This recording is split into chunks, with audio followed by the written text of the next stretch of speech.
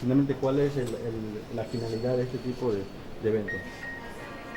Bueno, la finalidad es poder cumplir con la norma que se tiene que renovar los comisionados del Instituto Tabasqueño de Acceso a la Información y Transparencia, porque terminan los periodos para los que fueron elegidos y en consecuencia el Congreso tiene la facultad de elegirlos a través de una convocatoria que ya hizo la semana pasada la Junta de Coordinación Política, una convocatoria que tiene que atender lo que establece la Ley de Transparencia y la propia Ley Orgánica del Congreso para elegir a 3 comisionados, uno por 7 años, uno por 5 años y uno por 3 años, respetando los principios de equidad de género, como lo establece la Ley General de Transparencia a nivel federal.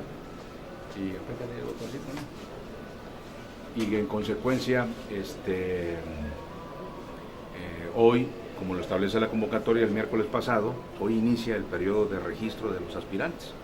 Del lunes, hoy, al viernes próximo, estarán aquí las personas que están ahí recepcionando los documentos con la intención precisamente de que posteriormente, una vez recibidos los aspirantes o las propuestas de organizaciones de la sociedad civil, que puede ser también por esa vía o registrarse de manera individual, una vez recibido eso, la Junta de Coordinación Política, como lo establece la convocatoria, valorará quiénes cumplen o no los requisitos de ley y posteriormente tendrá que integrar la propuesta que bajará en su momento al Pleno, que debe ser una votación de 2/3, de 2/3 partes, y por lo tanto pues tiene que ser producto de los acuerdos y de la negociación política, como lo va a ser en el caso del proceso que estamos por concluir de la Comisión Estatal de los Derechos Humanos y la elección de su titular. ¿Cómo se va a llevar a cabo ese procedimiento? ¿Cuál? De los comisionados, porque en el caso particular de los derechos humanos ha generado ruido ciertos actores políticos, sobre todo los mismos diputados quienes no hay han ningún ruido, este procedimiento. no hay ningún ruido, todo se ha hecho exactamente como lo establece la ley y la convocatoria, fueron recepcionados, por ahí hubo una persona que dio sus argumentos. La ley habla de que el titular debe cumplir con los requisitos el momento para ser electo, así que si no se cumplen esos requisitos, pues no podrá ser electo nadie que no tenga los requisitos, así que por lo tanto no hay ninguna contradicción. Tengo entendido que esa persona ya aportó el trámite de su cédula, digamos ya tiene los requisitos, todavía no se ha hecho la terna. En teoría todos los participantes que estuvieron en el proceso pueden participar para ser parte de la terna, pero ahí ya no entra ninguna consideración de tipo legal. Ahí ya lo que procede es precisamente un acuerdo de las comisiones que tenga la viabilidad de bajar al Pleno y tener 24, 25, 26 votos, 2/3 partes. Pues de nada serviría no hacer los cabildeos, el trabajo político que tienen que hacer los coordinadores con los diputados, y mandar una terna sin ton ni son. Tiene que ser una terna que vaya muy bien consensuada y sobre todo ir perfilando el nombre de la persona que garantice el realizar de la mejor manera las funciones de titular de la Comisión de los Derechos Humanos, que no es una cuestión menor. Entonces, eso está determinado, que son las Comisiones Unidas de Derechos Humanos, de Justicia y Gran Jurado, las que elaboran la terna que baja al Pleno. En el caso del Instituto Tabasqueño de Transparencia y Acceso a la Información Pública, es la Junta de Coordinación Política la que hace ese trabajo de cabildeo y presenta una propuesta al Pleno de los 3 integrantes, con los requisitos que yo había establecido. Entonces, el miércoles podría estar definido ya la terna que se podría presentar al Pleno. ¿De cuál de los dos procesos? De la Comisión de Derechos Humanos. Bueno, como ustedes saben, la convocatoria estableció que se harían las comparecencias hasta el día 19 y luego estableció 5 días naturales después del 19 que estarían cumpliéndose el próximo miércoles 24. O sea que nuestro plazo normativo sería el miércoles para tener la terna, y si hay las condiciones de poder consensuar un nombre que pueda bajar al Pleno la sesión del jueves, pues eso sería lo ideal. De no hacerse así, pues tendríamos que seguir con los cabildeos para que se pueda lograr el voto que requiere esa importante designación. ¿Y cómo ve? Terceras partes.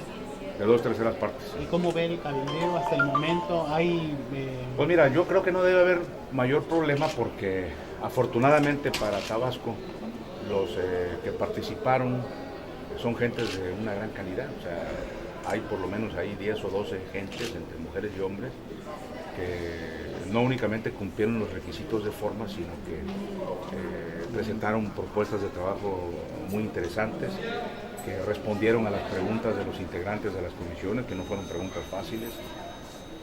10 o 12 gentes estuvieron muy a la altura de ese proceso, de ese nivel, y a mí me parece que cualquiera de las personas que participaron en el proceso pudiera desempeñar un buen papel, por lo menos en la parte formal de los requisitos y de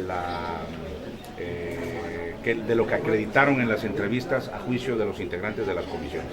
Entonces a mí me parece que hay materia suficiente de mucha calidad con la intención de poder avanzar en la designación de un titular con la suficiente calidad. Así que no le veo problema, nos tenemos que poner de acuerdo en un nombre que garantice todos estos aspectos que mencioné. ¿En la terna tendré que ver paridad de género? Sí. Mujer?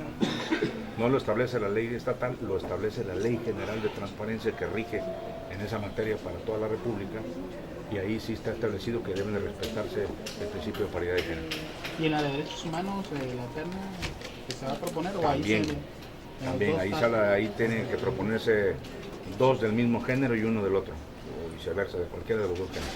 Oiga, diputado, preguntarle, ¿cómo va a intervenir el Congreso del Estado? El fin de semana se dio a conocer de que la PGR impugnó ante la Suprema Corte de Justicia de la Nación estas reformas que la legislatura pasada recientemente aprobó en maternidad subrogada, que al parecer era una inconformidad de la Procuraduría General de la República contra estas nuevas disposiciones legales. ¿Qué va a hacer al respecto el Congreso del Estado? Bueno, el Congreso del Estado, como es una ley, un decreto que aprobó el Congreso, la acción de inconstitucionalidad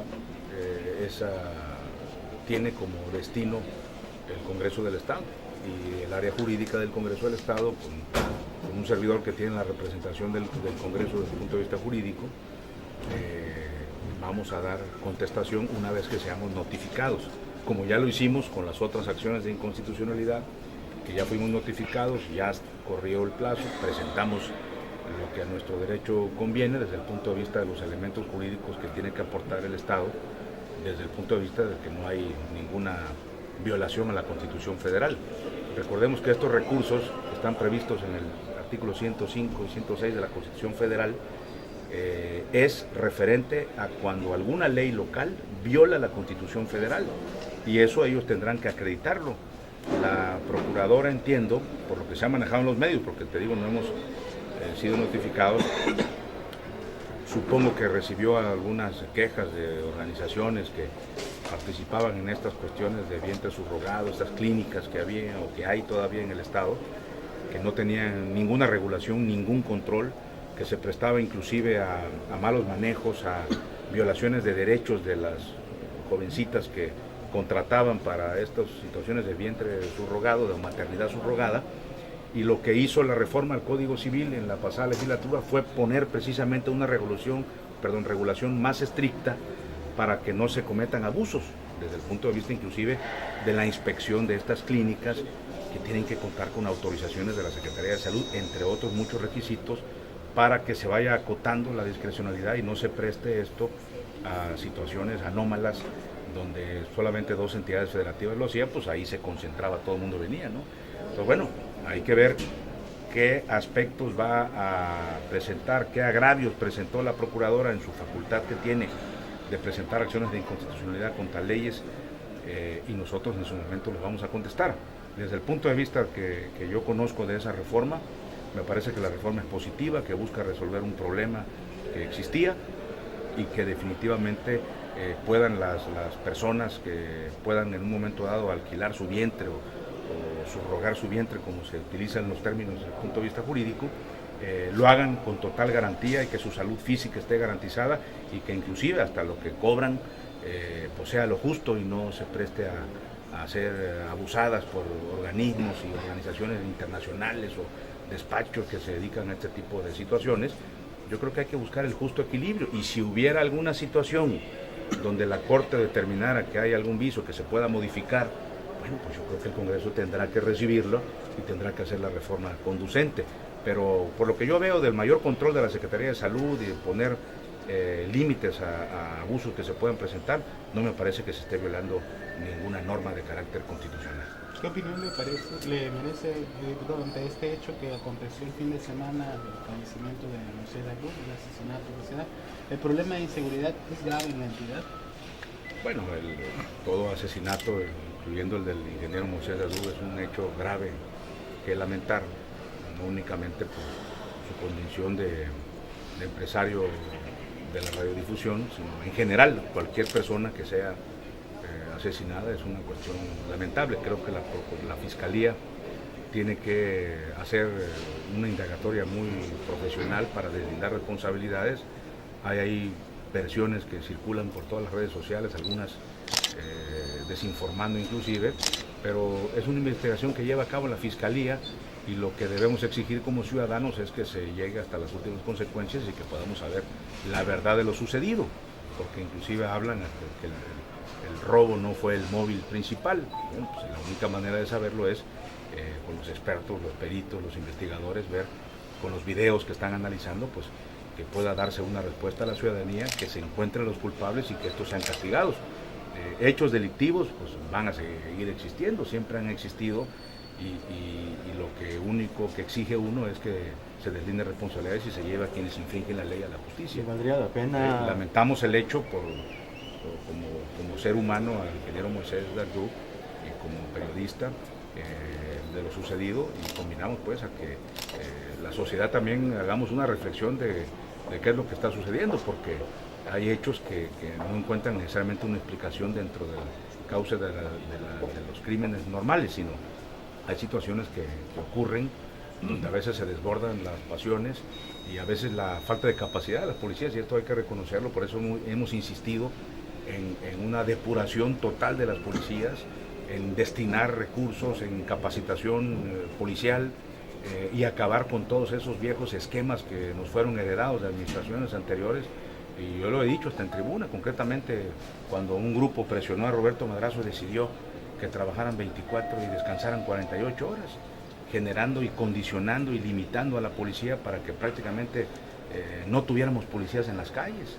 Entonces, hoy en día ese es un gran reto. Recuerden que el paro que hubo en el 2014, creo, para cuando la feria, fue como consecuencia de los exámenes de control, de la depuración de la policía, de tratar de romper con ese esquema de 24 por 48 para que podamos contar con más elementos y sobre todo mejor capacitados. Entonces, ese es el primer punto por el cual vamos a ir encauzando el problema. Y no es un problema fácil de resolver, son miles de policías que a la hora que les quieres tocar un interés, pues reaccionan de manera virulenta, como ya lo vimos, golpearon a los mandos, se pusieron en brazos caídos durante un mes y se tuvo que recurrir al apoyo de la Federación para patrullar las calles. Entonces ahí hay un gran problema que tenemos que resolver en la depuración de los cuerpos policíacos. Nadie ha rehuido a ese problema, nadie ha dejado de reconocer que está en el origen del problema de las corporaciones, y ese es un problema que se repite a lo largo de toda la República.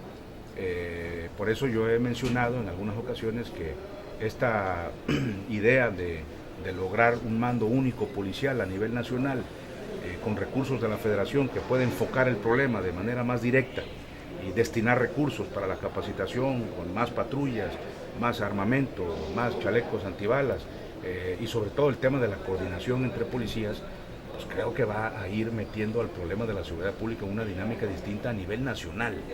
Ya no digamos en Tabasco y ya no digamos en los municipios donde prácticamente los policías son cuates, compadres de los funcionarios, que son policías muy mal capacitadas, que no podemos exigirle peras al olmo. Entonces yo creo que el problema hay que resolverlo de fondo, y tiene que ver precisamente con el tema de la depuración de las corporaciones, y ese es un problema que no se quiere decir.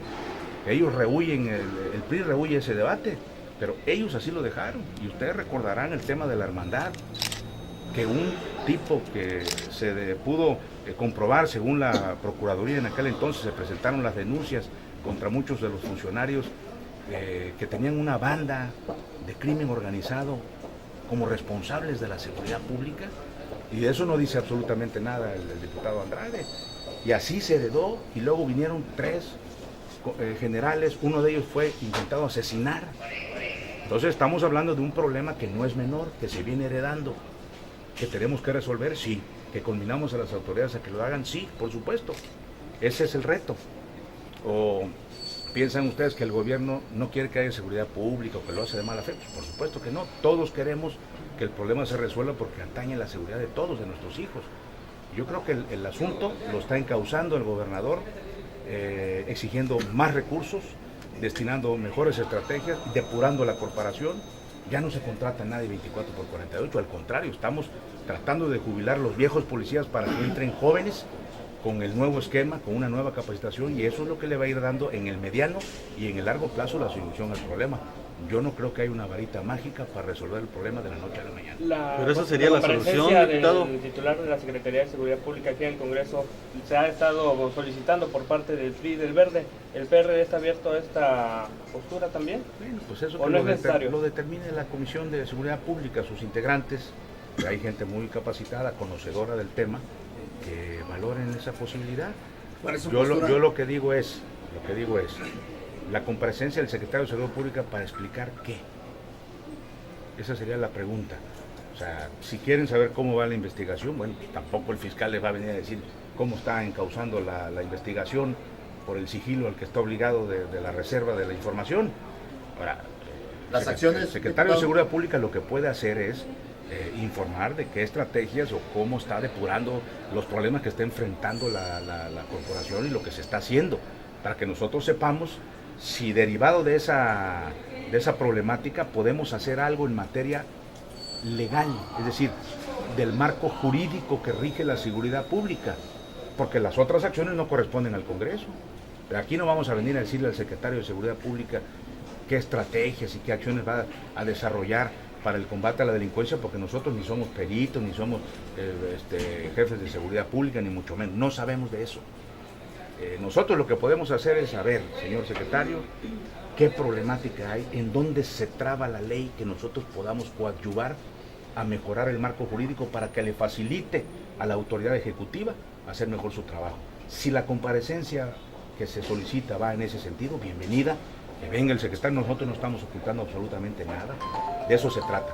Pero si lo que quieren ellos es solamente hacer un escarnio, hacer un circo con este tema de las comparecencias, porque quieren politizarlo y llevarlo al tema electoral, pues no estamos de acuerdo en que un tema tan serio, tan delicado, se trate de esa manera. Y escuchar las peticiones, las acciones, los mismos legisladores han señalado que es necesario que el secretario de Seguridad Pública dé un informe de cómo se encuentra el tema de la seguridad en Tabasco. ¿No es importante también yo lo que escuché que dijo más bien el diputado Andrés, que viniera a explicar lo que pasó en La Manga. Eso fue lo que dijo, y ahí está grabado. Y yo lo que dije es, bueno, si hay una investigación ya de la Fiscalía, hay un detenido, hay una demanda, ahí están los hechos, hay testigos, hay videos, ya no le compete a la policía preventiva. Es un tema que está en la cancha de la Fiscalía, como lo está el tema ahora del ingeniero Moisés Dardú y todos los temas de hechos que se suceden y que ya son parte de una investigación ministerial. La policía debe actuar antes, de manera preventiva. Entonces, por supuesto que pueden ir. De hecho, ellos se han estado reuniendo, inclusive ustedes recordarán que 2 diputados al menos, que yo recuerdo, se subieron inmediatamente después de la intervención del diputado Andrade a cuestionarlo, de que estaba riéndose, burlándose de que habían ido a chacotear con el secretario de Seguridad Pública. Eso fue lo que dijo. Y 2 diputados integrantes de la comisión, integrantes de su fracción parlamentaria, dijeron, no es así. Fuimos a unas reuniones muy productivas, a conocer de propia mano, con toda la apertura por parte del secretario, y hablaron de que iban a seguirse reuniendo, que iban a tener, como se los expresó el secretario también, según me lo informaron mis compañeros de bancada, que iban a tener reuniones fructíferas, con toda la información se les está dando, no hay nada que ocultar. De eso allá querer hacer un circo político, hacer la grilla porque están las elecciones, pues me parece que pierde totalmente seriedad el planteamiento. Gracias. Muchas gracias. Gracias. Hasta luego. Apriétale ahí. Vamos a hablar de esto.